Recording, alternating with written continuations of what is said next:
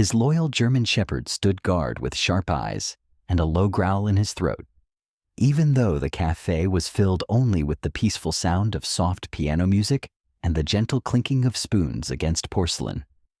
But he wouldn't know that something was about to happen, something that would shatter the calm atmosphere of this place.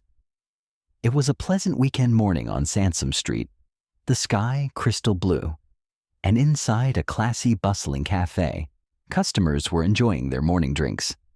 Among them, sitting quietly at a table in the center, was a blind man, Daniel Carter, who came to the shop every weekend with his dog, Titan. Titan wasn't just an ordinary guide dog. He came from years of intense training as a K-9 warrior. Yes, Titan had dedicated his life to protecting the country. For the past 3 years, he'd been retired, and he had remained faithfully by Daniel's side ever since, offering not only guidance, but the kind of four-legged companionship that the man cherished deeply. As Daniel took a slow sip of his coffee inside Blue Bottle Coffee, the morning stillness fractured. A distant rumble stirred the air, low and uneven, like thunder rolling beneath the city. His lips paused at the rim of the cup, while his other hand gripped Titan's leash tighter. The floor vibrated faintly with a heavy pulse, growing louder, closer, until 5 motorcycles stormed down Sansom Street, with chrome glinting and engines roaring. Tires screeched as they parked out front with careless defiance, the noise slicing through the cafe's calm. Titan immediately rose, tense and alert, positioning himself just ahead of Daniel with his head low and eyes fixed on the door. Daniel lowered his cup and whispered, "Easy, boy." Meanwhile, the glass door swung open with a bang. Boots stomped in with weighty purpose. At the lead, Hank, walking like he owned the room, cane tapping with mocking rhythm. His eyes scanned until they landed on Titan and lingered. The chatter at the surrounding tables died down, replaced by a cold air that swept through the room. Daniel could feel it, not through vision, but through breath and stillness. The leash in his hand felt alive, twitching from Titan. But Titan didn't growl or flinch, so Daniel knew his German shepherd was still in control. Hank leaned forward with both elbows pressed on the cafe counter, while his eyes scanned the room before locking onto Titan with an amused grin curling at the edges of his mouth, the kind that meant nothing good. He clicked his tongue mockingly, then pointed at Titan with 2 fingers shaped like a gun while swaying them side to side as if teasing a child. "Nice mutt," he muttered with a loud enough tone for nearby tables to hear, his voice soaked in sarcasm while his posture exaggerated boredom, as if mocking Titan was the only entertainment worth his time. What's he do, bark in Morse code? People began to shift in their seats with quiet discomfort spreading across the room, while a barista's hand froze above the espresso machine. Meanwhile, Daniel tilted his head slightly, with his hand pressing gently into Titan's back, sensing the disturbance not by sight, but by vibration in the air, and silence where chatter used to be. Titan remained seated, but his body tensed with ears forward, eyes narrowing like twin blades locked onto the man now creeping closer. Hank took a half-step forward, grinning wider with each inch of attention he drew. He crouched beside Titan with deliberate slowness, while the cafe collectively held its breath, as if some ancient instinct knew better than to interrupt the moment. Hank extended his hand outward, with fingers twitching at the end, aiming straight for Titan's nose, as if daring the dog to flinch. The growl came not like an explosion, but like thunder rolling beneath the floorboards, with a deep rumble rising from Titan's chest, low and unshaken, vibrating the air between them, while his teeth remained hidden, yet heavily implied. Hank froze mid-motion with his fingers suspended inches away from fur, blinking rapidly, while the smirk faltered just enough to reveal the crack underneath. The cafe stayed silent, with even the hiss of steamed milk paused, as if the entire room leaned in to listen to that one low growl. Daniel's grip on the leash remained steady, while his other hand instinctively found Titan's collar with calm precision. His breathing even, but his back now fully straightened with the quiet strength of someone who didn't need eyes to know something had shifted. Hank slowly pulled his hand back while standing up with an exaggerated shrug, as if trying to brush off the moment with false casualness. But his friends had already seen the hesitation. "You afraid of a dog now?" One of the bikers called out from the doorway with a snort of laughter, while another added, "He didn't even bark, man. You flinched from a service animal." The group Hank led with the kind of laughter meant more to wound than to share, while Hank rolled his shoulders and flashed a grin too wide to be real. Daniel heard it all while remaining silent, with one palm still resting on Titan's back and the leash taut but unfaltering in his grip. Hank turned in a small circle with slow, deliberate steps, as if trying to reclaim control of the space, while Titan's eyes never left him with pupils sharp and alert, tracking every shift of weight and flick of movement like a soldier watching the enemy's boots on gravel. Titan didn't growl again with his jaw tight and his tail still as stone, while his gaze followed Hank's pacing like a silent scope, calculating distance and intent. Daniel could feel it in Titan's posture, with every muscle prepared yet still restrained, every breath drawn, not in panic, but readiness. Hank reached up to adjust his leather vest while pretending to glance at the coffee board, but his eyes kept drifting back to Titan with the kind of unease men only admit in private. Meanwhile, a woman near the window whispered to her friend with their hands hovering protectively over their cups, as if trying to shrink from the unfolding scene without becoming part of it. Daniel gently shifted his foot back an inch, with his weight centered, as if bracing for a sudden change, not because he feared it, but because he knew it was coming. Hank turned again with a huff and walked directly behind Daniel's chair, while dragging the rubber tip of his cane across the wood floor with a faint screech that set nerves on edge. Then he stopped behind Daniel and tapped the chair with the edge of his cane. Not hard, not aggressive, but intentional, with just enough pressure to be felt as disrespect rather than force. Titan moved instantly. He sprang up in one fluid motion, with his body sliding between Daniel and Hank with the leash pulled taut like a tripwire, and his head raised, ears pinned, teeth now visible with lips curled and eyes locked on target. The growl returned louder this time, with vibration thick in the chest, like the warning of a storm that doesn't ask permission. Hank blinked while stepping back half an inch, with his cane held defensively now, but his smile entirely gone. The room was dead quiet, while chairs stilled and spoons froze mid-stir. Even the music had faded to a whisper behind the hum of electric tension. Daniel stood slowly, with one hand remaining on Titan's shoulder, while the other hovered near the back of his chair, with calm and control woven into every gesture. "You touched my chair," Daniel said evenly, while his voice carried through the room like a line drawn in sand. "He doesn't like that." Hank's mouth opened with something to say, but nothing came out, while Titan remained frozen in place, but ready to strike with every breath, hot and steady, his tail stiff, his frame locked like steel. Daniel didn't need to raise his voice, because the dog had already spoken. The café was holding its breath with Titan, standing like a silent wall between Daniel and the man still gripping his cane with too much weight in his knuckles, while Daniel remained seated with one hand gently firm on Titan's collar, feeling every flicker of tension through the dog's muscle. A young barista in a navy apron stepped out from behind the counter, with hesitant feet and a voice that tried for calm authority, but cracked slightly as he spoke. "Sir, I'm going to have to ask you to stop bothering the customer."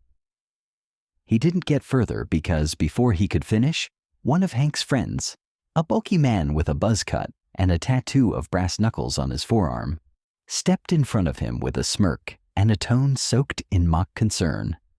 "Hey, kid, why don't you let the grown-ups talk, yeah? This ain't your fight."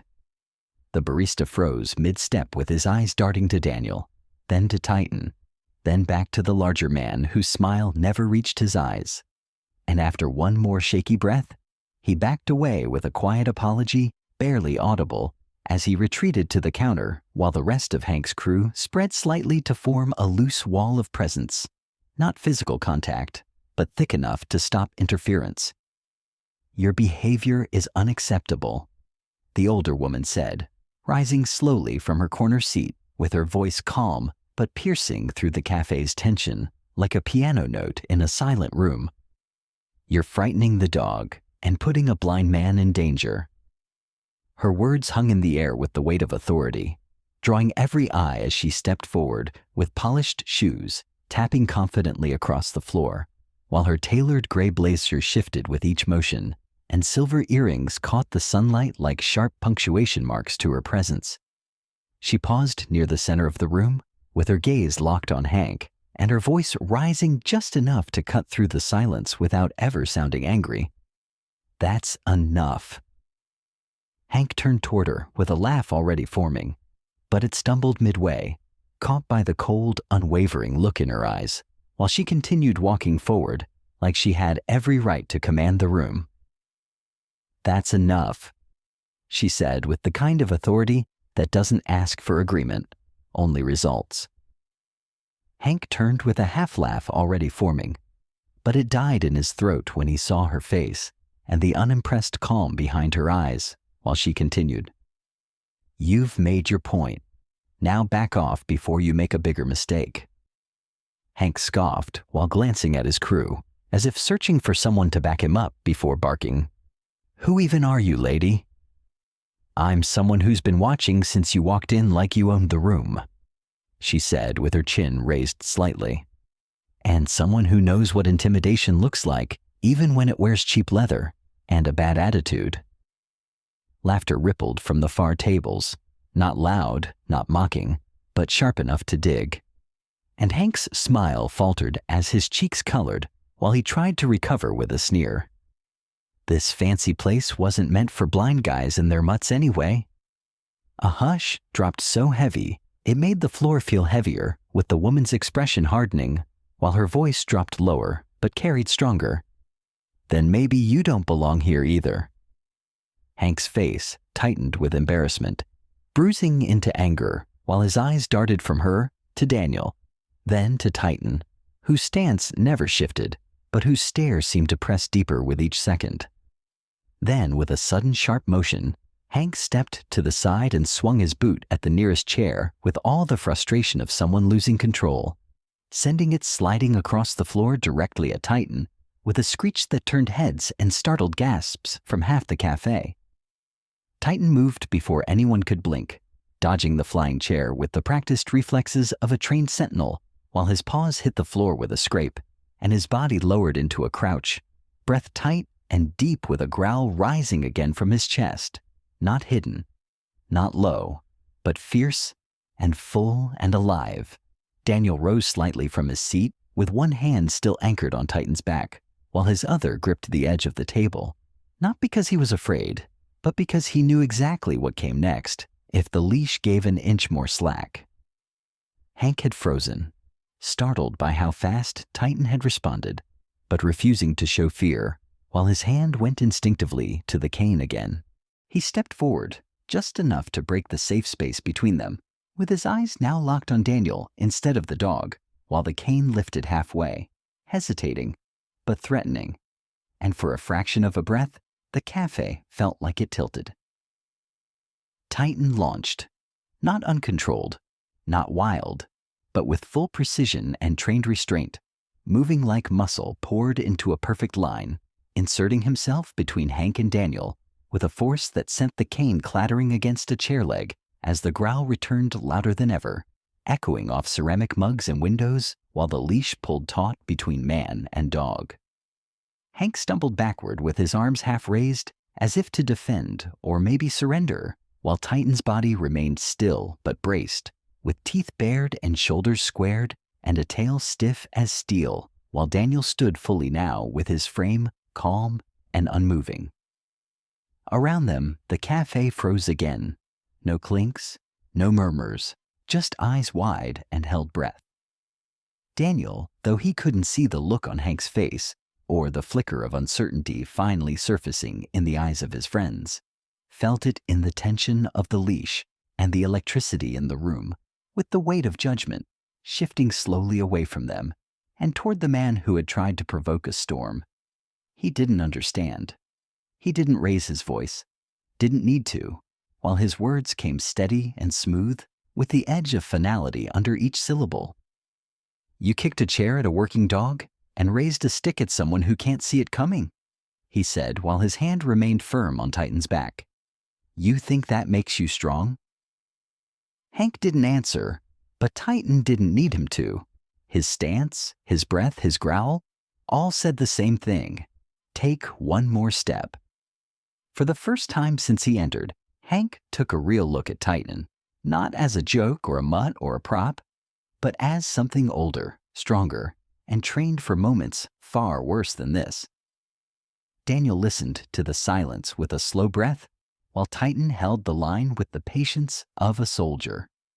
And the café waited. At the far corner of the café, a man in uniform sat quietly with one hand resting near his untouched cappuccino, while the other adjusted the volume of the earpiece tucked discreetly in his right ear. Lieutenant Caleb Reyes had been halfway through reviewing a personnel report when the shift in the room's atmosphere pulled him out of it, not with sound, but with silence, the kind of silence that only follows rising tension. He pulled the earpiece out slowly while turning his head toward the scene now unfolding near the front, eyes narrowing as he recognized the stiff stance of the German Shepherd and the way people were holding their breath, not in awe, but in fear. Reyes stood with calm precision, sliding his badge from his jacket pocket while brushing the edge of his cup aside with 2 fingers. He moved through the café with the quiet presence of someone who didn't need to announce authority because it walked with him. As he approached the center of the commotion, he caught sight of Daniel's face, composed but alert, and something clicked. Daniel? Recognition washed over Reyes like a light switching on. Daniel wasn't just another citizen. He remembered the man from a different context: clean suit, gentle laugh, a hand on the mayor's shoulder at a rooftop event in Pacific Heights. It had been Mayor Donovan's birthday, and Daniel had stood by his side, not as staff, not as donor, but as friend. The mayor had introduced him personally, calling him the man I trust most in this city. Even the chief of police had greeted him with both hands. And now he stood here, guarded by a German Shepherd, threatened by a man with nothing but noise and a bruised ego.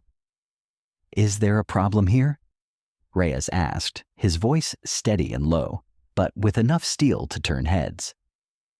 Hank spun around and blinked at the badge in Reyes's hand, the gleam of it enough to drain color from his face, while his friends shifted uncomfortably behind him. One of them muttered something under his breath and took a quiet step back. Reyes looked past Hank and met Daniel's gaze with a nod of quiet respect, then turned slightly toward Titan, whose chest was still rising and falling in steady rhythm, with eyes locked on Hank like the threat hadn't yet passed. "Sir," Reyes said to Hank now, "I suggest you and your friends step outside before I decide this becomes a formal report." Hank opened his mouth, perhaps to protest, perhaps to save face, but the weight of the room was no longer with him. Dozens of silent witnesses had become a wall of eyes. Phones were raised. The air itself had shifted. He stepped back slowly, lifting his hands in mock surrender while smirking like he still had some power left, but his voice was gone and his swagger didn't follow. Titan didn't move, not a single inch, but his stare followed Hank all the way to the door. And only when the bell above the cafe jingled as the bikers disappeared into sunlight did Titan's ears finally soften. The cafe released its breath in a wave. A beat passed in silence, then someone stood and clapped. Then another. The sound built quickly, palms smacking against one another with gratitude, not just for the end of fear, but for the courage that had held the line. Titan turned his head slightly, tongue lolling out just a bit as Daniel reached down to brush behind his ear. His tail didn't wag, but his posture relaxed in quiet dignity. Near the window, a woman in her early 30s sat holding her phone, her eyes wide, not with fear, but wonder.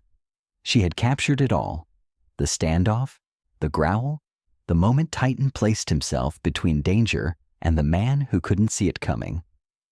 Her fingers flew across the screen as she typed a caption.